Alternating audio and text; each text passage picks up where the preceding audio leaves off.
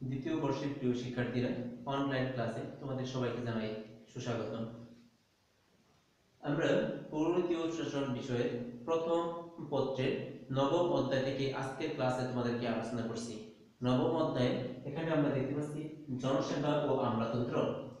এই নবম অধ্যায়ের জনসেবা ও আমলাতন্ত্রের বিষয়ের মধ্যে আজকে তোমাদের সাথে আমলাতন্ত্র সম্পর্কিত বিষয় আলোচনা করছি।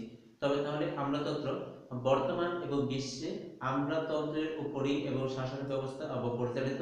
আমলাতন্ত্র ছাড়া কোনো রাষ্ট্রের শাসন ব্যবস্থা এবং সঠিকভাবে এবং পরিচালিত হতে পারে না, কারণ সরকার এবং পরিচালনায় আমলারা সহযোগিতা করে থাকে। এই আমলাদের এবং সহযোগিতার মাধ্যমে এবং রাজনীতিবিদরা রাষ্ট্র সুষ্ঠুভাবে সম্পাদন বা পরিচালনা করে থাকেন। তাই আমলাদের এবং রাষ্ট্র পরিচালনার ক্ষেত্রে গুরুত্বপূর্ণ অবদান রয়েছে।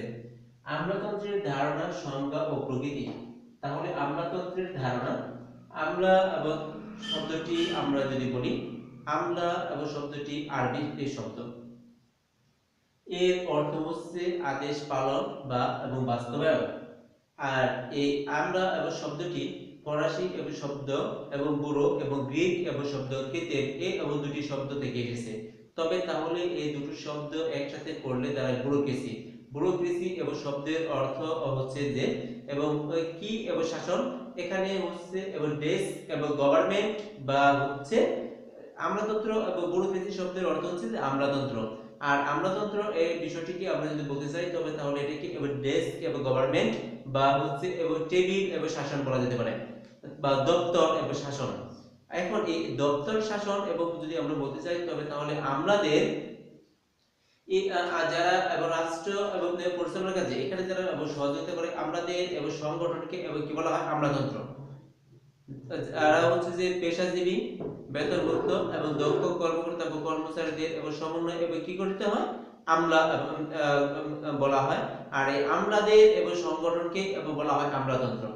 আমলাতন্ত্র এবং সম্পর্কিত এবং বিষয় এবং যে ব্যক্তি এবং ধারণা প্রদান করেছেন তিনি হচ্ছেন যে ম্যাক্স ওয়েবার। তবে তাহলে এখানে বলা যেতে পারে আমলাতন্ত্রের জনককে, আমলাতন্ত্রের জনক হচ্ছে ম্যাক্স ওয়েবার এবং আধুনিক আমলাতন্ত্রের জনক এবং ম্যাক্স ওয়েবার। তবে তাহলে এই ম্যাক্স ওয়েবার এবং সম্পর্কিত ব্যক্তি এবং সম্পর্কিত তিনি একটি হচ্ছে লিগ্যাল এবং হচ্ছে যে আমলাতন্ত্র হচ্ছে যে এবং হচ্ছে এখানে আমরা যদি বলতে চাই তবে আমলাতন্ত্র এবং মডেল হিসেবে তিনি এবং পরিচিত হয়ে আছেন। এখানে আমরা তবে তাহলে কয়েকটি এবং ধারণা পেলাম।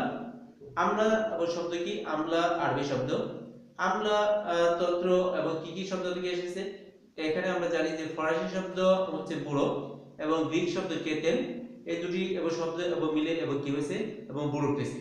ব্যুরোক্রেসি শব্দের অর্থ হচ্ছে যে এবং কি আমলাতন্ত্র। আর আমলাদের এবং সংগঠনকে এবং কি বলা হয়? আমলাদের সংগঠনকে বলা হয় আমলাতন্ত্র। আচ্ছা, আমলাতন্ত্র এই বিষয়ে আমরা যদি বলি যে তবে তাহলে এটির উদ্ভাবক কে?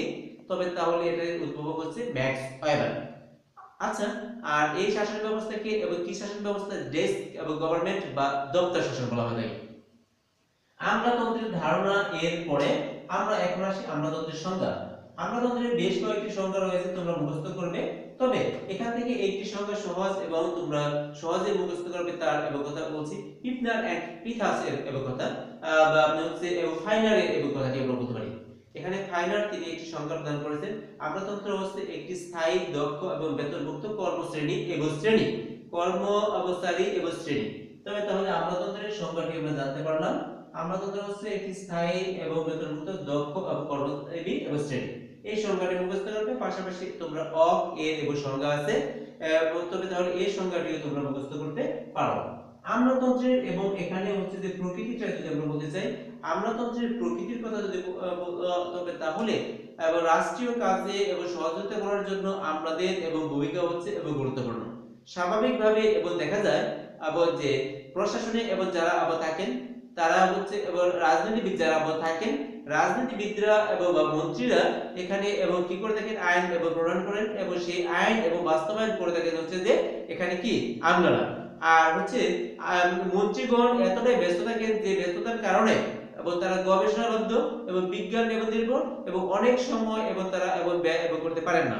এই এবং ব্যয় করার জন্য এবং তারা এবং কার উপর নির্ভরশীল থাকেন, তারা আমলাদের উপর নির্ভরশীল থাকেন। কারণ হচ্ছে আমলারা সাধারণভাবে দক্ষ, আধুনিক এবং মনোমানসিকতা এবং বিজ্ঞান নির্ভর এবং চিন্তা এবং সবকিছু এবং প্রযুক্তিগত চিন্তার এবং মধ্য দিয়ে এবং সঠিক সিদ্ধান্ত দেওয়ার জন্য এবং পরামর্শ দিয়ে থাকেন সাধারণতভাবে এবং মন্ত্রীদের। তাই এক্ষেত্রে তাদের উপর একটি এবং আস্থা বা বিশ্বাস এবং স্থাপন করে এবং নিরপেক্ষতা এবং অরাজনৈতিক হিসেবে আমলারা এবং দায়িত্ব পালন করে থাকেন।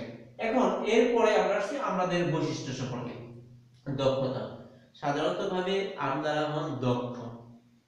আমলারা এবং সাধারণতভাবে এবং উচ্চ শিক্ষিত এবং দক্ষ এবং কর্মঠ এবং তাদের এবং দায়িত্ব যথাযথভাবে পালন করেন এবং তাৎক্ষণিক সিদ্ধান্ত গ্রহণে এবং তারা এবং পরামর্শ প্রদান করে থাকেন।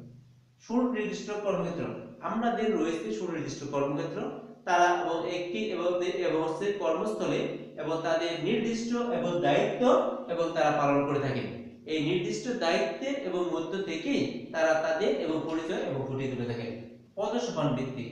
আমলারা পদসমান ভিত্তিক। সাধারণতভাবে ঊর্ধ্বতন কর্মকর্তা এবং আদেশ এবং পালন বা বাস্তবায়ন করা আমাদের এবং মূল এবং কাজ। এবং পদসমান বলতে এখানে ধাপ এর কথা বলা হয়েছে। এই ধাপকে যে প্রত্যেকটি ধাপ অনুসরণ করে তাদের কাজের বাস্তবায়ন করা।